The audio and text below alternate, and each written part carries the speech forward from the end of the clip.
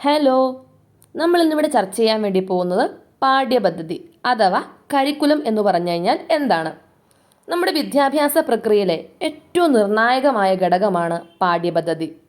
പാഠ്യപദ്ധതി ഇല്ലാതെ ഒരു വിദ്യാഭ്യാസ സംരംഭം വിഭാവനം ചെയ്യുവാൻ തന്നെ കഴിയുകയില്ല. ഒരു രാജ്യത്തെ സ്കൂൾ വിദ്യാഭ്യാസത്തിൻ്റെ പാഠ്യപദ്ധതി അവിടുത്തെ ഭരണഘടനയെപ്പോലെ തന്നെ ആ രാജ്യത്തിൻ്റെ സവിശേഷതകളെല്ലാം പ്രതിഫലിക്കുന്ന ഒന്നായിരിക്കണം.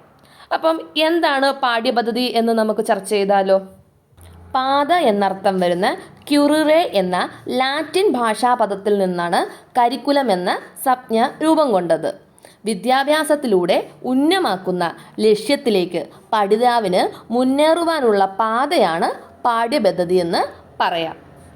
പഠനത്തിലൂടെ ആർജിക്കേണ്ട അനുഭവങ്ങളുടെ ആകെത്തുകയെ അതിനുള്ള പാഠ്യപദ്ധതി എന്ന് പറയാം. പാഠ്യപദ്ധതി എത്രമാത്രം ശ്രദ്ധയോടെ ശാസ്ത്രീയ അവബോധത്തോടെ വിദ്യാഭ്യാസ തത്വങ്ങളുടെ പിൻബലത്തോടെ രൂപവൽക്കരിക്കുന്നുവോ അത്രമാത്രം പഠനം കാര്യക്ഷമമാകും.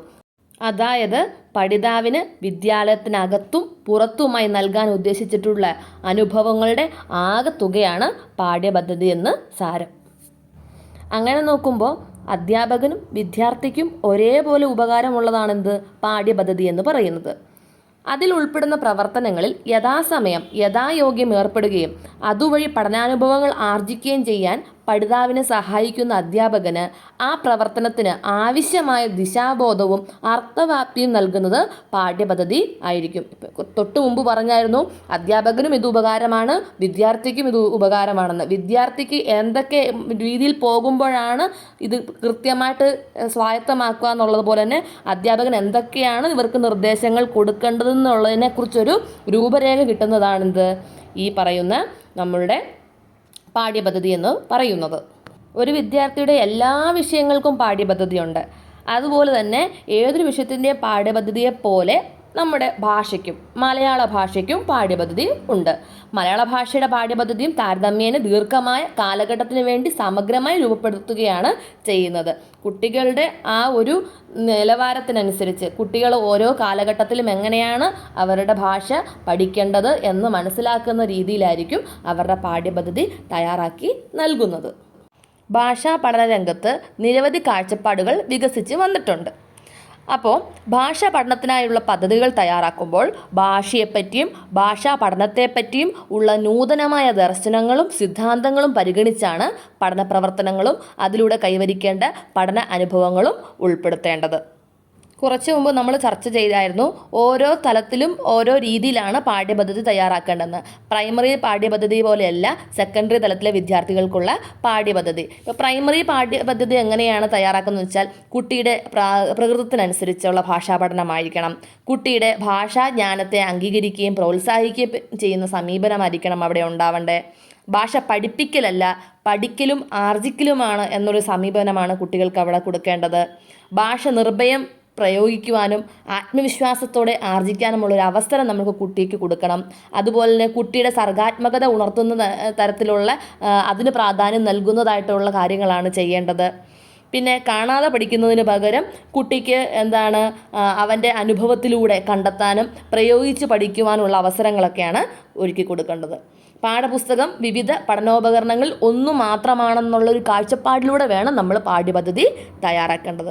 എന്നാൽ സെക്കൻഡറി തലത്തിലേക്ക് എത്തുമ്പോൾ സെക്കൻഡറി തലത്തിലെ വിദ്യാർത്ഥികൾക്ക് അവരുടെ ഭാഷ കുറച്ചും കൂടെ ശക്തമായിട്ട് ഉപയോഗിക്കുന്ന പ്രവണതയ്ക്ക് വേണ്ടി പറ്റുന്ന തരത്തിലുള്ള പാഠ്യപദ്ധതി ആയിരിക്കണം തയ്യാറാക്കേണ്ടത്. ഭാഷാ പ്രയോഗത്തിലെ സൂക്ഷ്മത നോക്കണം. ഭാഷയിലൂടെ വ്യക്തിത്വം പ്രകടിപ്പിക്കാനുള്ള അവസരങ്ങൾ പ്രയോജനപ്പെടുത്താൻ വേണ്ടിയിട്ടുള്ള അവസരം കൊടുക്കണം. ഭാഷയുടെ സാമൂഹിക ധർമ്മം അംഗീകരിക്കുകയും ആസ്വദിക്കുകയും ചെയ്യുന്ന പ്രവണത ഉണ്ടായിരിക്കണം. അതേപോലെ തന്നെ സൗന്ദര്യാത്മകമായ ഭാഷ ഉപയോഗിക്കുവാനുള്ള ശേഷി കുട്ടികൾക്ക് വികസിപ്പിക്കാൻ പറ്റണം. സാഹിത്യ ആസ്വാദനത്തിന് താല്പര്യമുണ്ടാക്കുന്ന തരത്തിലുള്ള പാഠ്യപദ്ധതി ആയിരിക്കണം കുട്ടികൾക്ക് തയ്യാറാക്കി കൊടുക്കേണ്ടത്. ആശയങ്ങളുടെ ആശയഭംഗി ഉള്ള രചനകൾ ആസ്വദിക്കാനുള്ള ഒരു താല്പര്യം കുട്ടികളിൽ ഉണ്ടാക്കിയെടുക്കണം. വൈകാരിക അംശത്തിന് പ്രാധാന്യമുള്ള സർഗാത്മക രചനകളോടുള്ള ആഭിമുഖ്യം ഉണ്ടായിരിക്കണം. കുട്ടികളുടെ സർഗാത്മകമായ പ്രകടനത്തിന് കൂടുതൽ താല്പര്യം കാണിക്കാൻ പറ്റുന്ന തരത്തിലുള്ള പാഠ്യപദ്ധതിയായിരിക്കണം തയ്യാറാക്കേണ്ടത്. അതേപോലെ തന്നെ സംഘപ്രവർത്തനങ്ങളിൽ ഏർപ്പെടാനുള്ള ആഗ്രഹവും സന്നദ്ധതയും കുട്ടികൾക്ക് ഉണ്ടാക്കുന്ന തരത്തിലായിരിക്കണം പാഠ്യപദ്ധതി തയ്യാറാക്കാൻ. സ്വതന്ത്രമായ പ്രവർത്തനങ്ങൾ ഏറ്റെടുക്കുന്ന ഒരു മനോഭാവം ഉണ്ടായിരിക്കണം. ഇങ്ങനെ കുറേ കാര്യങ്ങളെ നോക്കി വെച്ചാണ് നമുക്ക് എന്ത് ചെയ്യേണ്ടത്, ഒരു പാഠ്യപദ്ധതി തയ്യാറാക്കാൻ വേണ്ടിയിട്ട്.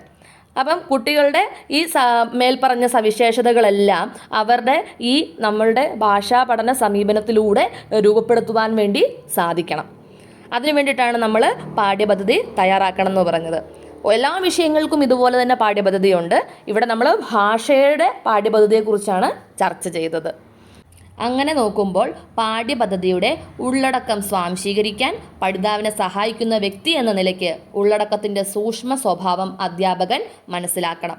അതനുസരിച്ച് വേണം അധ്യാപകൻ കുട്ടികളോടുമായിട്ട് സംവദിക്കുവാൻ വേണ്ടി മുന്നോട്ടേക്ക് വരേണ്ടത്. അപ്പം കൃത്യമായിട്ട് നമ്മളുടെ പാഠ്യപദ്ധതിയുടെ ലക്ഷ്യങ്ങളെല്ലാം കൃത്യമായിട്ട് കുട്ടിയിലേക്ക് എത്തിക്കുവാൻ അധ്യാപകന് സാധിക്കും. അപ്പോൾ ഇങ്ങനെയാണ് പാഠ്യപദ്ധതി തയ്യാറാക്കുന്നതിൻ്റെ ഗുണങ്ങൾ. മാത്രമല്ല അതിലെ ഓരോ അംശത്തിൻ്റെയും പ്രസക്തി, അതുമായി ബന്ധപ്പെട്ട പഠന പ്രവർത്തനങ്ങളുടെയും പഠനാനുഭവങ്ങളുടെ സ്വഭാവം എന്നിവയൊക്കെ നന്നായി അപഗ്രഥിച്ച് മനസ്സിലാക്കിയിരിക്കണം അധ്യാപകൻ. എന്നാൽ മാത്രമാണ് കൃത്യമായിട്ട് പാഠ്യപദ്ധതിയിൽ ഉദ്ദേശിക്കുന്ന ഭാഷാ പഠന ലക്ഷ്യങ്ങൾ അധ്യാപകന് കുട്ടിയിലേക്ക് എത്തിക്കുവാനായിട്ട് സാധിക്കത്തുള്ളൂ. അതിനു വേണ്ടിയിട്ട് അധ്യാപകൻ പഠന പ്രക്രിയയിലും പഠന രീതികളും പഠനതന്ത്രങ്ങളും ഒക്കെ എപ്പോഴും മാറ്റിക്കൊണ്ടേയിരിക്കണം. കുട്ടിക്ക് യാതൊരു വിധത്തിലും മടുപ്പുണ്ടാവുന്ന അവസ്ഥയിലേക്ക് മാറ്റാൻ വേണ്ടി പാടില്ല. അതുപോലെ തന്നെ കൃത്യമായിട്ടുള്ളൊരു പഠനാന്തരീക്ഷം കുട്ടികൾക്ക് അനുവദിച്ചു കൊടുക്കണം. കുട്ടികൾക്ക് ലൈബ്രറി പോലെയൊക്കെയുള്ള സംവിധാനങ്ങളൊക്കെ ഒരുക്കി കൊടുക്കണം. അതേപോലെ തന്നെ ലാബുകൾ, കുട്ടികൾക്ക് പ്രാദേശിക വിഭവങ്ങളുടെ ലഭ്യത ഉറപ്പുവരുത്തി കൊടുക്കണം. ചർച്ചകൾ, സെമിനാറുകൾ, പിന്നെ പഠന സാമഗ്രികൾ, ഭാഷയും സാമൂഹികമായ ഇടപെടലുകൾ, ഇങ്ങനെയുള്ള കാര്യങ്ങളെല്ലാം ചെയ്തു കഴിയുമ്പോഴേക്കും കുട്ടിക്ക് ഭാഷയോട് കൂടുതൽ അടുപ്പം ഉണ്ടാവുന്നു. ഇനി നമുക്ക് ചർച്ച ചെയ്യാനുള്ളത് നമ്മളുടെ പാഠ്യപദ്ധതി എന്ന് പറയുന്ന ഈ വിഷയത്തെക്കുറിച്ച്. പാഠ്യപദ്ധതി എന്ന് പറയുന്നതിനെക്കുറിച്ച് വിവിധ നിർവചനങ്ങൾ പലരും അഭിപ്രായപ്പെട്ടിട്ടുണ്ട്. വിവിധ വ്യക്തികൾ വ്യത്യസ്തമായ നിർവചനങ്ങൾ നൽകിയിരിക്കുന്നത് എന്തൊക്കെയാണെന്ന് നമുക്കൊന്ന് നോക്കാം. ഒരു കലാകാരന് തൻ്റെ സ്റ്റുഡിയോയിൽ വെച്ച് തൻ്റെ ആദർശങ്ങൾക്കനുസരണമായ വിധത്തിൽ പദാർത്ഥങ്ങളെ വാർത്തെടുക്കുവാനുള്ള ഉപകരണമാണ് പാഠ്യപദ്ധതി. ഇത് പറഞ്ഞത് ആർതർ കണ്ണിങ്ഹാം ആണ്. ഇവിടെ കലാകാരൻ എന്ന് ഉദ്ദേശിച്ചത് അധ്യാപകനെയാണ്. ആദർശങ്ങൾ എന്ന് പറഞ്ഞത് ഉദ്ദേശ്യങ്ങളെയാണ്. സ്റ്റുഡിയോവിൽ എന്ന് പറയുന്നത് വിദ്യാലയത്തെയാണ്. അതുപോലെ തന്നെ പദാർത്ഥങ്ങളായിട്ട് കണക്കാക്കുന്നത് പഠിതാക്കളെയാണ്. അപ്പം ഒരു അധ്യാപകൻ തൻ്റെ വിദ്യാലയത്തിൽ വെച്ച് തൻ്റെ ഉദ്ദേശ്യങ്ങൾക്കനുസരിച്ച് പുതിയ പുതിയ പദാർത്ഥങ്ങൾ ഉണ്ടാക്കുന്നു. അതെങ്ങനെയാണ്? പഠിതാക്കളെ വാർത്തെടുക്കുകയാണ് ചെയ്യുന്നത്. അതിനു വേണ്ട ഉപകരണമായിട്ട് ഉപയോഗിക്കുന്നതാണ് പാഠ്യപദ്ധതി എന്നാണ് പറഞ്ഞിരിക്കുന്നത്. ഇനി മൺട്രോ പറഞ്ഞിരിക്കുന്ന മറ്റൊരു നിർവചനം നമുക്ക് നോക്കാം. വിദ്യാഭ്യാസ ലക്ഷ്യങ്ങൾ കൈവരിക്കാനായി വിദ്യാലയങ്ങൾ പ്രയോജനപ്പെടുത്തുന്ന എല്ലാ അനുഭവങ്ങളും ഉൾപ്പെടുത്തുന്നതാണ് പാഠ്യപദ്ധതി. നമ്മളിപ്പം തൊട്ട് മുമ്പ് പറഞ്ഞതേ ഉള്ളൂ, നമ്മുടെ വിദ്യാഭ്യാസ ലക്ഷ്യങ്ങൾ കൈവരിക്കാനായിട്ട് വിദ്യാലയത്തിൽ നൽകുന്ന എല്ലാ പഠനാനുഭവങ്ങളും എന്താണ്, അവർക്ക് കിട്ടുന്ന പഠന പ്രവർത്തനങ്ങളെല്ലാം എന്താണ്, ആ വ്യക്തിയെ വാർത്തെടുക്കാൻ സഹായിക്കുന്ന ഒന്നാണെന്ന്. അത് ക്ലാസ്സിനകത്തും പുറത്തുമൊക്കെ അങ്ങനെയാണെന്ന് പറഞ്ഞു. അതുതന്നെയാണ് ആരും പറഞ്ഞിരിക്കുന്നത്, മൺട്രോയും പറഞ്ഞിരിക്കുന്നത്. അതേപോലെ തന്നെ വേറൊരെണ്ണം നമുക്ക് നോക്കാം. പഠന സമയം മുഴുവൻ പഠിതാവിൻ്റെ ചുറ്റുമുള്ളതെല്ലാം ഉൾപ്പെട്ടതാണ് പാഠ്യപദ്ധതി. സിമ്പിളായിട്ടുള്ള ഒരെണ്ണമാണ്. നിങ്ങൾക്ക് പരീക്ഷയ്ക്കൊക്കെ എന്തായാലും പാഠ്യപദ്ധതിയെക്കുറിച്ചൊക്കെ ഒരു എസ്സേ പരീക്ഷയൊക്കെ ചോദിക്കുവാണെങ്കിൽ ഒരു നിർവചനം 2 എണ്ണമെങ്കിലൊക്കെ എഴുതി വെക്കണം. അപ്പോൾ ഏറ്റവും എളുപ്പത്തിൽ എഴുതാവുന്ന ഇതൊക്കെയാണ്. ഇത് പഠിച്ച് വെച്ചോളുക. ഇത് HL ലാസ്ബെൽ. അടുത്തത് HH ഓൺ പറഞ്ഞത് എന്താ നമുക്ക് നോക്കാം. കുട്ടിയെ എന്താണോ പഠിപ്പിക്കുന്നത് അതാണ് പാഠ്യപദ്ധതി. വെറും പഠന പ്രവർത്തനങ്ങളിൽ നിന്ന് നിശബ്ദ പഠനത്തിനും അപ്പുറവും ചിലത് അതിൽ അടങ്ങിയിരിക്കുന്നു. അത് തൊഴിലുകളുടെയും ഉത്പാദനത്തിൻ്റെയും നേട്ടങ്ങളും അഭ്യാസങ്ങളും പ്രവർത്തനങ്ങളെയും ഉൾക്കൊള്ളുന്നു.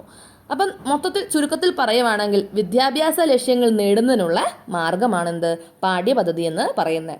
വിദ്യാഭ്യാസ ജീവിതത്തിനിടയ്ക്ക് പഠിതാവിന് ലഭിക്കുന്ന എല്ലാ അനുഭവങ്ങളും പ്രവർത്തനങ്ങളും പാരിസ്ഥിതിക സ്വാധീനങ്ങളും അതിൽ ഉൾപ്പെടും. അങ്ങനെയാണ് ഒരു മികച്ച വിദ്യാർത്ഥി ഉണ്ടാവുന്നത്. ഓരോ വ്യക്തികളും ഉണ്ടാവുന്നത് എങ്ങനെയാണ്? അവൻ്റെ ചുറ്റിനുമുള്ള അവന് കിട്ടുന്ന അന്തരീക്ഷത്തിനനുസരിച്ചാണ് നമ്മൾ മനസ്സിലാക്കിയിട്ടുണ്ടല്ലേ.